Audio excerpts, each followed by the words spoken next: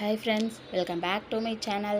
இன்றைக்கி நம்ம சேனலில் என்ன பார்க்க போகிறோம்னு பார்த்தீங்கன்னா, அம்மா ஊரில் மாரியம்மன் பண்டிகை போட்டிருந்தாங்க. அதுக்கு தீர்த்த குடம் எடுக்கிறதுக்காக எல்லாருமே போயிருந்தாங்க. நாங்கள் தீர்த்த குடம் பார்க்குறக்காக தான் போயிருந்தோம். தீர்த்தத்துக்கு நாங்கள் போகலை. குட்டீஸுங்கெல்லாம் இருந்ததுனால பெருசாக நாங்கள் கூட்டிகிட்டு போகலை. அப்போ பார்த்திங்கன்னா அங்கே கடையெல்லாம் வச்சுருந்தாங்க. ஒரு கடை தான் இருந்தது. பொம்மைங்கள்லாம் வேணும்னு குட்டீஸ் பார்த்துட்டு இருந்தாங்க. அதுக்கப்புறம் தீர்த்த குடம் கோவிலுக்கு பக்கமாக வந்துருச்சு. கோவிலுக்கு எங்கே தீர்த்தக்குடம் போவாங்கன்னு பார்த்தீங்கன்னா, பவானி கூடுதுறைக்கு தான் போவாங்க. அங்கே போயிட்டு கோவிலுக்கு முன்னாடி பெரிய ஆலமரம் இருக்கும். அங்கே தான் ஒரு 1/4 மணி நேரம் இல்லைனா ஒரு 1/2 hour இங்கே எல்லா பசங்க பிள்ளைங்க எல்லாருமே ஆடிட்டுருப்பாங்க.